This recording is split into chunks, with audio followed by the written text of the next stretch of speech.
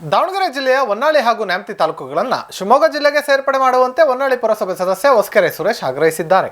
ಶಿವಮೊಗ್ಗ ಸಂಸದ BY ರಾಘವೇಂದ್ರ ಹೊನ್ನಾಳಿಗೆ ಭೇಟಿ ಕೊಟ್ಟ ಸಂದರ್ಭದಲ್ಲಿ ಅವರನ್ನು ಸನ್ಮಾನಿಸಿ ಮಾತನಾಡಿದ ಹೊಸಕೆರೆ ಸುರೇಶ್, ಹೊನ್ನಾಳಿ ನ್ಯಾಮತಿ ತಾಲೂಕುಗಳನ್ನು ಶಿವಮೊಗ್ಗಕ್ಕೆ ಸೇರಿಸಬೇಕೆನ್ನೋದು ಬಹು ವರ್ಷದ ಬೇಡಿಕೆ. ನಮ್ಮ ಬೇಡಿಕೆಗೆ ಸ್ಪಂದಿಸಬೇಕೆಂದು ಆಗ್ರಹಿಸಿದರು. ಇದೇ ವೇಳೆ ಉಪಸ್ಥಿತರಿದ್ದ ಮಾಜಿ ಸಚಿವ MP ರೇಣುಕಾಚಾರ್ಯ ಅವರಿಗೂ ಮನವಿ ಮಾಡಿದರು.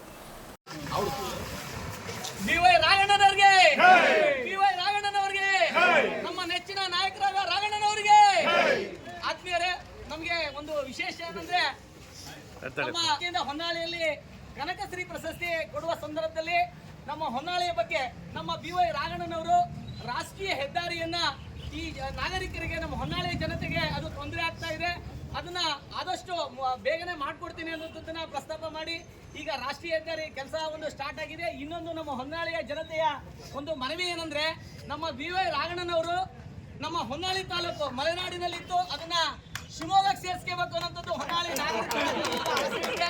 ಹಾಗಾಗಿ ನಾವೆಲ್ಲ ರಾಘಣ್ಣನ ಜೊತೆಗಿರ್ಬೇಕು. ನಾಯಕರಾದ ರೇಣುಕಾಚಾರ್ಯ ಸಹ ಇವತ್ತು ಪ್ರಸ್ತಾಪ ಮಾಡಿದ್ದಾರೆ. ರಾಷ್ಟ್ರೀಯ ಹೆದ್ದಾರಿ ಮತ್ತು ನಮ್ಮ ಹೊನ್ನಾಳಿಯನ್ನ ಮಲೆನಾಡು ಆದಂತ ಶಿವಮೊಗ್ಗಕ್ಕೆ ಸೇರಿಸ್ಕೋಬೇಕು ಅನ್ನೋದು ಎಲ್ಲರ ಅಪೇಕ್ಷೆ ಇದೆ. ಹೊನ್ನಾಳಿ ನಾಗರಿಕರದ್ದು ನಮ್ಮ ರಾಘಣ್ಣನವರು 20 ವರ್ಷದ ಹಳೇದು ಈಗ ತೆಗೆದ್ರೆ ಹೆಂಗೆ?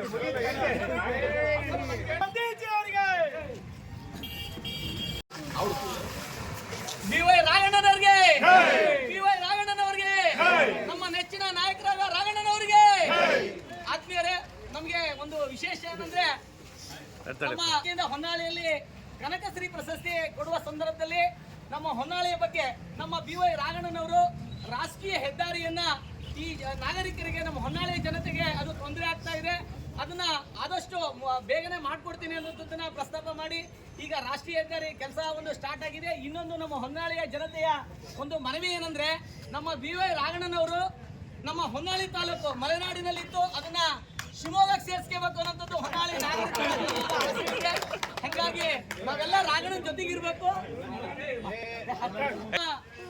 ನಾಯಕರಾದ ರೇಣುಕಾಚಾರ್ಯ ಸಹ ಇವತ್ತು ಪ್ರಸ್ತಾಪ ಮಾಡಿದ್ದಾರೆ. ರಾಷ್ಟ್ರೀಯ ಹೆದ್ದಾರಿ ಮತ್ತು ನಮ್ಮ ಹೊನ್ನಾಳಿಯನ್ನ ಮಲೆನಾಡು ಆದಂತ ಶಿವಮೊಗ್ಗಕ್ಕೆ ಸೇರಿಸ್ಕೋಬೇಕು ಅನ್ನೋದು ಎಲ್ಲರ ಅಪೇಕ್ಷೆ ಇದೆ. ಹೊನ್ನಾಳಿ ನಾಗರಿಕರದ್ದು ನಮ್ಮ ರಾಘಣ್ಣನವರು 20 ವರ್ಷದ ಹಳೇದು ಈಗ ತೆಗೆದ್ರೆ ಹೆಂಗೆ?